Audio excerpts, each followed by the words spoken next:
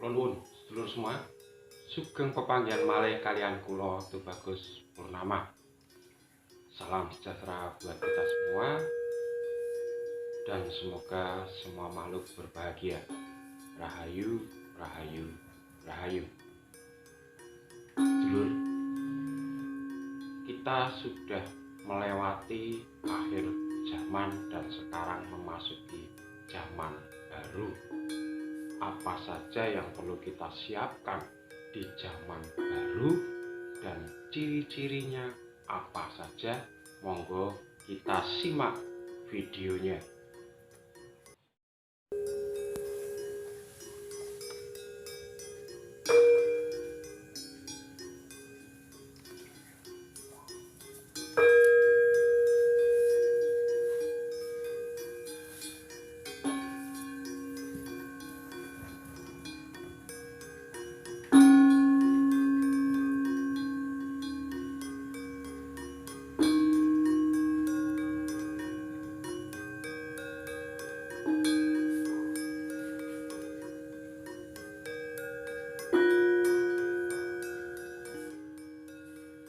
Baik sedulur, leluhur kita dulu semenjak ribuan tahun sebelum Masehi sudah mempercayai ilmu astrologi atau astronomi, di mana di situ didapatkan bukti dari peninggalan di Gunung Padang. Gunung Padang itu adalah tempat penelitian antariksa antar galaksi. Nah, dari astronomilah berkembangnya kehidupan, dan astronomi juga mempengaruhi kehidupan manusia di bumi. Nah, semenjak tahun 2000 itu kita memasuki konjungsi Aquarius setelah dari Pisces. Pisces itu ditandai dengan era Renaissance, pencerahan di Eropa. Nah, berkembangnya monoteisme secara brutal itu era Pisces. Kemudian saling menguasai, saling berperang untuk memperebutkan area atau hasil tambang yang akan diambil itu di era Pisces. Nah, era Pisces ini sudah berakhir di tahun 2000. Sekarang berganti ke era Aquarius. Seperti yang ada di zodiak Aquarius itu adalah elemennya udara, maka kecenderungan ke depan adalah teknologi pemanfaatan udara dan angkasa.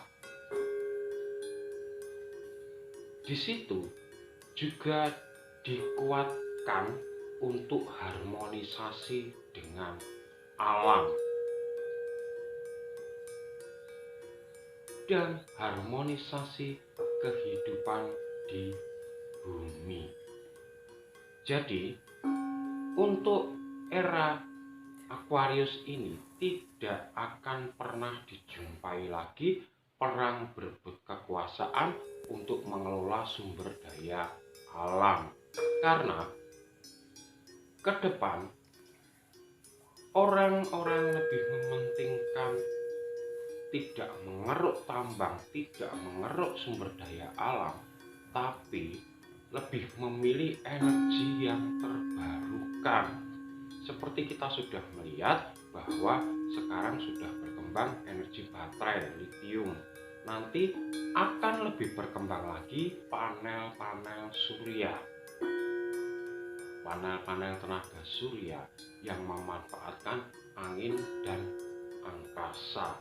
Kemudian untuk ilmu-ilmu space besok akan berkembang pesat. Nah, ini dimulai dari tahun 2000, dan ini berbeda dengan yang dinamakan New World Order.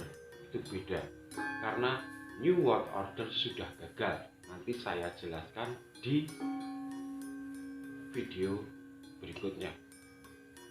Ini berbeda karena ini tidak berdasarkan segelintir orang yang ingin membuat bumi ini sesuai dengan rancangannya, tapi ini alam, antariksa dan galaksi yang memang berputar mengikuti zamannya. Nah, akhir zaman itu akan selalu ditandai dengan gejolak, baik itu gejolak masyarakatnya dan gejolak alam untuk mencapai titik keseimbangannya. Seperti kita ketahui, mulai tahun 2000 kesadaran umat manusia mulai muncul kembali. Nah, ini tidak menyimpang dari ajaran Sabdo Palon Nagih Janji. Ketika 500 tahun atau 5 abad setelah Majapahit runtuh, maka ajaran Budi akan dikembalikan. Nah, disinilah mulai tonggak tahun 2000 banyak masyarakat yang kesadarannya mulai tumbuh secara otodidak dan mandiri. Jadi secara alami pertumbuhan kesadaran, dan ini memang diperlukan ketika ada perubahan zaman. Kedepannya memang lebih diutamakan spiritual dan keseimbangan alam.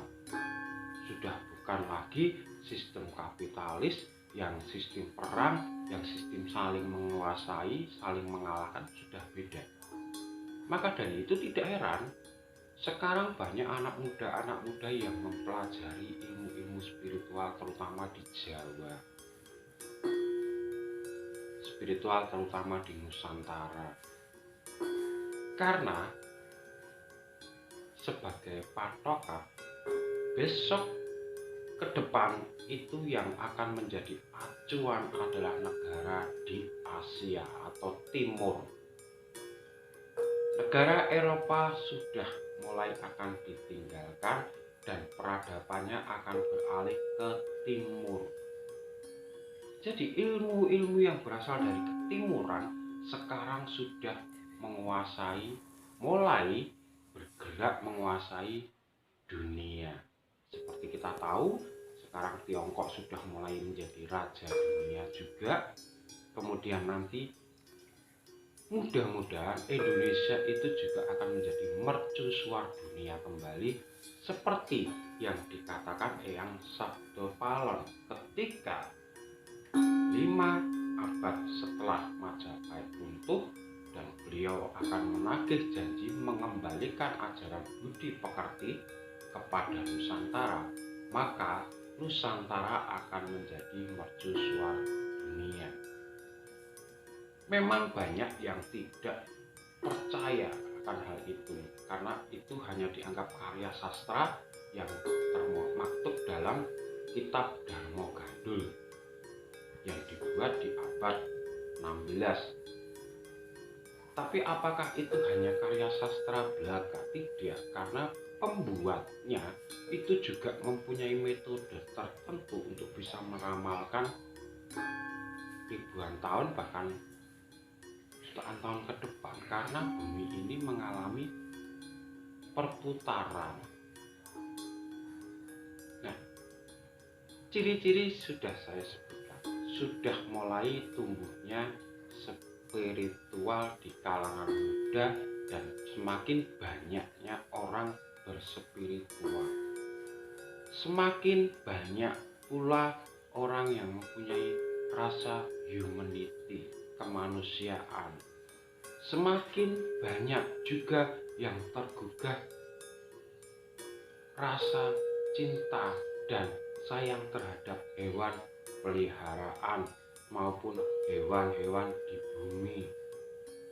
Semakin banyak juga penolakan-penolakan tambang karena keinginan untuk mengharmonisasi atau menyelaraskan alam kembali.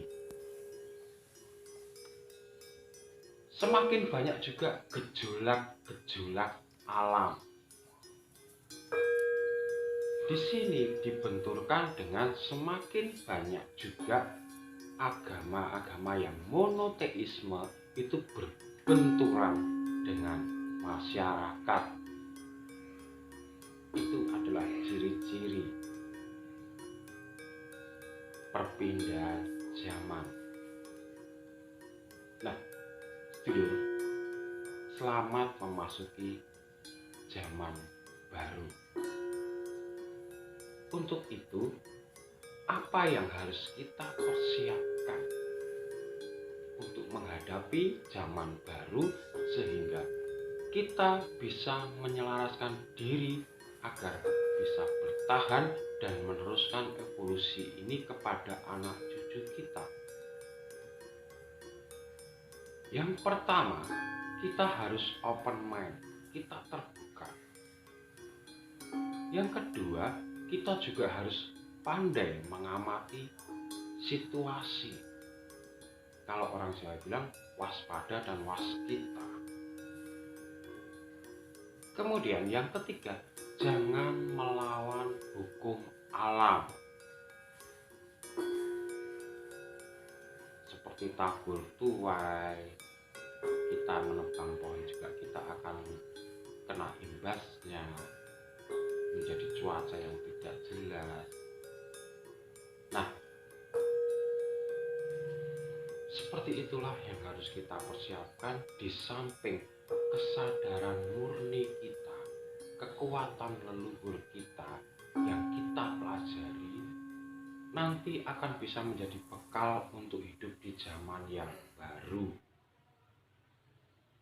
Nah, zaman yang baru ini bisa, Aquarius ini bisa mencapai 2000-an tahun, jadi mungkin 2000 tahun ke depan. Dimulainya dari tahun 2000 dan titik yang paling jelas adalah tahun 2020 kemarin, bahwa sudah memasuki era baru. Jadi jangan khawatir, besok nantinya itu peperangan itu sangat tidak mungkin terjadi di bumi ini untuk merebutkan kekuasaan maupun arogansi, tidak akan. Tapi senjata-senjata nanti yang akan ditumbuhkan adalah menggunakan frekuensi. Seperti yang saya bilang tadi bahwa unsur di Aquarius itu adalah udara dan langit, maka frekuensi wifi, internet itu nanti akan berjaya. Drone, space off, keluar angkasa itu nanti akan berjaya, dan bahkan bisa dikatakan mungkin nanti manusia juga akan bisa terbang tanpa pesawat seperti di era zaman Empu Barada. Itu ada bahan yang diselipkan di pinggang. Semoga nanti ada yang menemukan apa itu bahannya biar bisa manusia itu terbang tanpa pesawat. Drone besok akan banyak berkembang.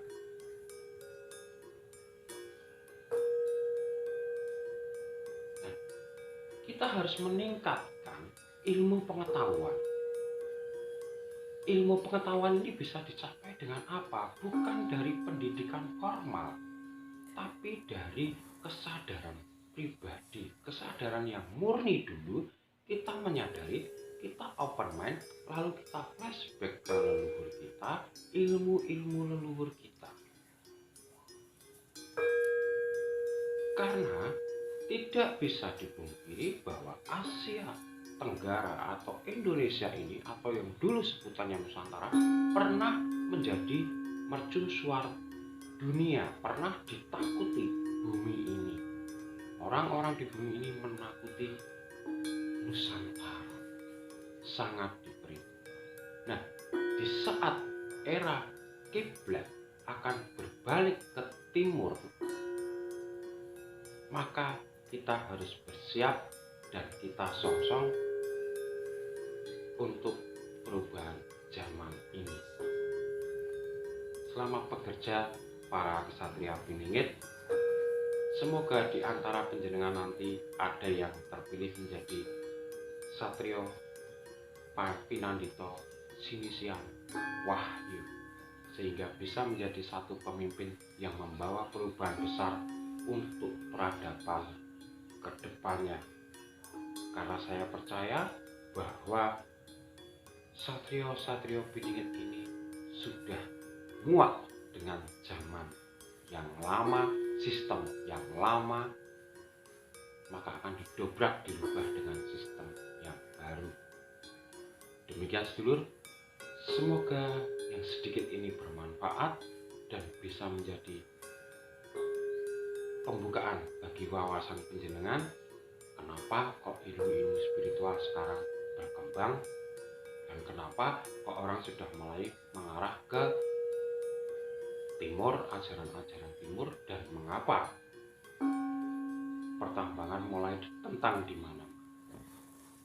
Karena kita memang ada di zaman baru. Selamat datang zaman baru. Kalau ada salah kata, saya mohon maaf yang sebesar-besarnya. Itu Bagus Purnama mengucapkan rahayu, rahayu, rahayu. Matur nuwun.